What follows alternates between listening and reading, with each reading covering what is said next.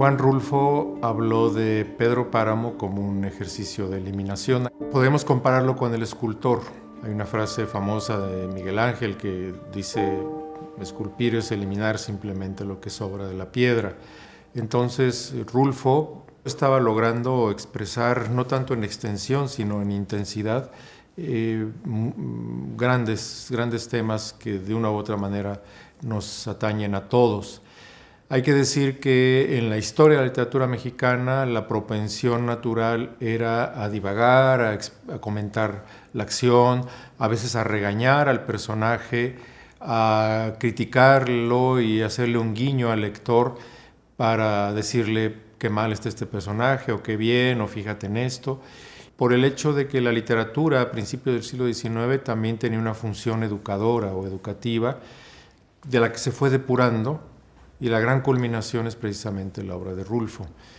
Eso por la parte de México. Por la parte de la literatura en general, hubo desde el siglo XIX toda una vocación por limitar el papel del narrador en la medida en que la literatura buscaba expresar la vida. Y luego hay otra corriente importante que con el nacimiento del cine tenemos con que el cine no tiene narrador, porque lo que debe hablar son las imágenes, los personajes. De esas tres grandes corrientes abreva Rulfo, y además por su propio carácter él tendía mucho a la discreción, y en ese sentido le venía muy bien también una historia sin divagaciones. Los personajes de Juan Rulfo, no solo los de Pedro Páramo, sino los del Llano en Llamas y el Gallo de Oro, tienen una característica muy especial, que en efecto son descritos muy poco o no descritos, y a veces basta el puro nombre para que uno empiece a imaginarse al personaje. Por ejemplo, Damiana Cisneros es un tipo de nombre muy característico de la región y de una, digamos, una forma de ser de toda una comunidad. Lo mismo Eduviges Diada o el Padre Rentería. Luego, el segundo punto es lo que dicen, también los va caracterizando y uno empieza a imaginarse al personaje. Y por último, en efecto, sus acciones son las que terminan de moldearlos. En ocasiones es un personaje el que se refiere a otro y le menciona algún rasgo físico. Esto es un alarde técnico, por eso hablamos de la conciencia de la forma, de la condensación, para que en el mínimo de elementos haya el máximo de impacto literario. La oralidad es muy importante en la narrativa de Juan Rulfo. Rulfo escuchaba a esos grandes narradores orales que son las personas de los pueblos. Y en algún momento Jorge Luis Borges dijo que a él le gustaba también escuchar más que contar. Eso es fundamental para un narrador. En la literatura vemos una gran corriente que ya empieza con autores franceses como Flaubert, el irlandés James Joyce, Ernest Hemingway, el norteamericano, antes Anton Chekhov. Empezamos a detectar formas de oralidad o de captar un lenguaje que no sea el del adulto narrador. Entonces, él junta todos estos elementos y consigue lo que José Carlos González Boixo llamaba la fusión, digamos, de lo oral y lo literario. Era tan crítico que hay una entrevista muy buena de Daniel Sada, también escritor, que fue alumno de Juan Rulfo, y Rulfo le comenta esto y le dice: quisiera corregir mis textos, y Daniel Sada le dice: maestro, sus textos están traducidos a 30 idiomas. Si lo corrige, tendría que corregirlo en 30 idiomas también. Y él dijo: bueno, sí, pero yo quiero corregirlos de todos modos. Era un perfeccionismo muy grande. Yo comparo mucho la trayectoria de Jorge Luis Borges con la de Juan Rulfo. ¿Qué tenemos con Borges? Que Borges expresa sus influencias, sus gustos, en sus prólogos, en los propios cuentos, pero no tenemos nada de eso con Rulfo.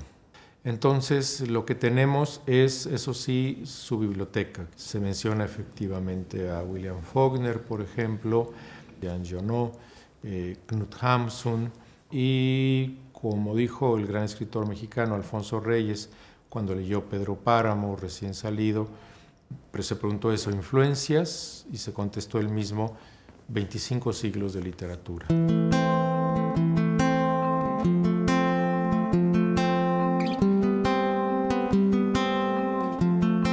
¿Por qué doña Clara me pide en un momento dado, me honra pidiéndome que escriba la biografía de su esposo?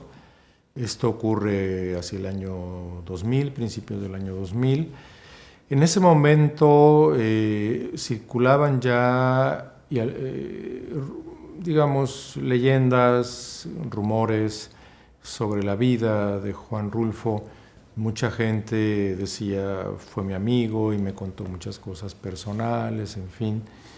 Y entonces, tanto los hijos de Juan Rulfo como el director de la Fundación Juan Rulfo trataron de convencer a doña Clara de que era mejor que se escribiera una biografía seria, una biografía con la información de que disponía la familia, entrevistando a doña Clara, a los hijos, gente que lo conoció a él por muchos años, que realmente vivió con él, pues antes de que inexorablemente también fueran desapareciendo los testigos más cercanos, realmente más cercanos.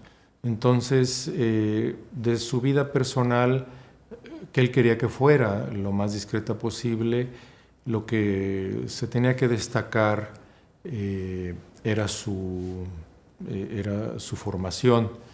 Me quedo pensando, por ejemplo, en una frase de Borges, a mí no me ha pasado nada en mi vida. Y después dice, bueno, quiero decir, nada me ha pasado que sea más interesante que haber descubierto la literatura de Inglaterra. Un poco algo parecido podría haber dicho Rulfo.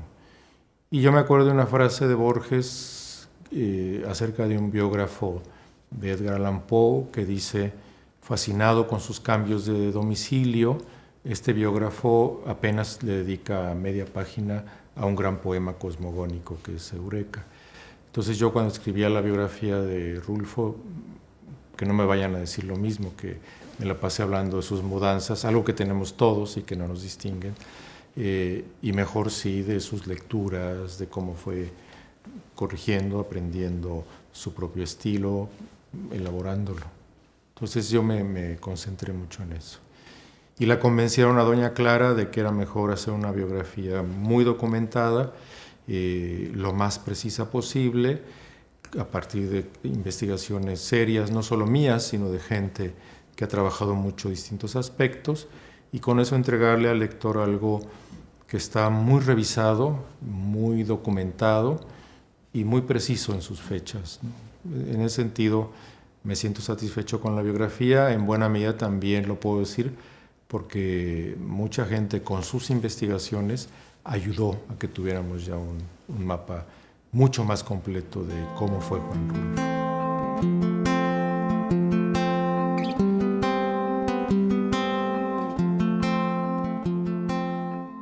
¿Por qué negaba Juan Rulfo el que su literatura contuviera aspectos autobiográficos? Hay que recordar que nunca es una literatura autotestimonial, digámoslo así, o confesional. Su fotografía tiene autorretratos. Su literatura nunca se refiere directamente a sí mismo. Y aún así hay detalles, hay muchos detalles que revelan que él destiló y procesó aspectos personales sin nunca volcarlos directamente. Por ejemplo, a su padre lo asesinaron por la espalda una madrugada y nunca aparece ese asesinato, que es una experiencia traumática. Su madre murió de tristeza. Entonces nunca se narra eso, pero sí hay padres que mueren, mujeres que quedan solas, pero podemos ver ahí en esos ejemplos cómo hay una transformación, algo que Rimbaud llamaba alquimia del verbo, de cómo una experiencia cruda se convierte en literatura. Hay otros aspectos más finos que yo encontré en las cartas, por ejemplo, todas las referencias amorosas de Pedro Páramo a Susana San Juan son de una gran belleza y un gran lirismo. Hay un momento en que le dice: Susana, yo te pedí que regresaras.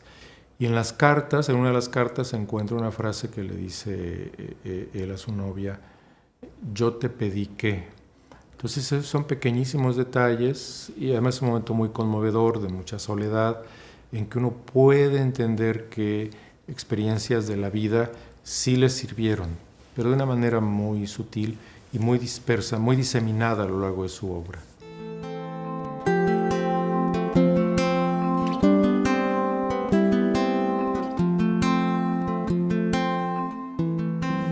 Por una parte, era tan crítico que, aún pasados muchos años y traducidos sus textos a 30, 40 idiomas, él quería seguir corrigiendo sus textos. Hay una entrevista muy buena de Daniel Sada, también escritor, que fue alumno de Juan Rulfo, una entrevista a Rulfo, y Rulfo le comenta esto, y le dice: quisiera corregir mis textos, y Daniel Sada le dice: maestro, sus textos están traducidos a 30 idiomas, si lo corrige tendría que corregirlo en 30 idiomas también.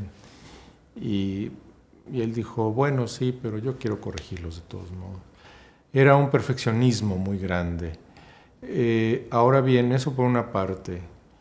Otro es que al haber escrito Pedro Páramo, pues culminó toda una literatura, una serie de corrientes, y en su propia vida, no hay que olvidar que apenas tenía 38 años cuando publicó Pedro Páramo, le quedaban muchos años, al final fueron 30 años de vida, y tenía que enfrentarse al altísimo nivel alcanzado a tan temprana edad, y se enfrentó con gran valentía, con gran entereza, y finalmente no logró alcanzar la satisfacción de publicar un texto, una novela, digamos, de la magnitud de Pedro Páramo.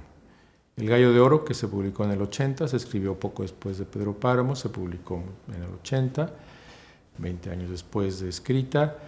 Tiene momentos extraordinarios, pero también es fruto de una serie de tensiones que había, porque se lo pidieron para cine, él hizo como el guión, pero también era una novela, después le pidieron que lo modificara y lo modificó, rompió partes.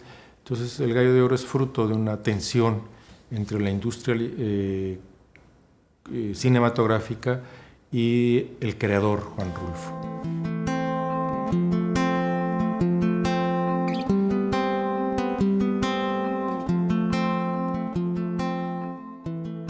¿Cómo era la relación de Juan Rulfo con los problemas sociales, políticos de México, económicos, de América Latina, en fin? Yo diría que él logró expresar todo lo que pensaba a través de sus textos literarios y logró mostrar todo lo que quería mostrar a través de sus fotografías.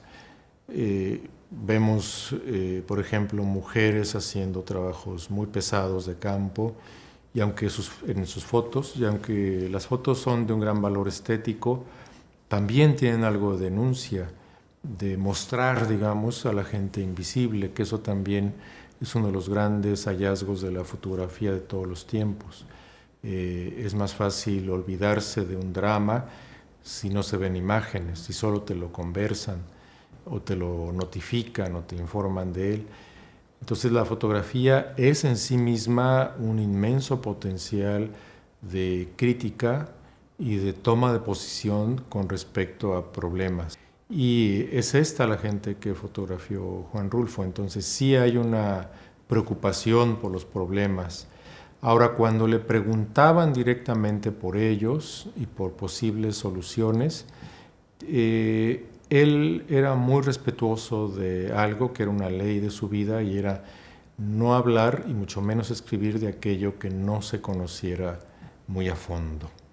Entonces, estoy seguro de que él no se consideraba un experto conocedor, sobre todo de los problemas cotidianos, ¿no? de la política, pero sí tenía conceptos muy desarrollados y muy seguro él de que estaba en lo correcto, porque lo había vivido en carne propia, por ejemplo, poblaciones despojadas de su territorio, de sus posibilidades de subsistencia, de sus recursos naturales. Y eso lo vemos en su literatura, es gente muy despojada. Entonces, él enfoca los problemas sociales desde el lado profundamente humano. Por eso es escritor y no sociólogo. El sociólogo lo puede ver en lo general, con estadísticas, en fin.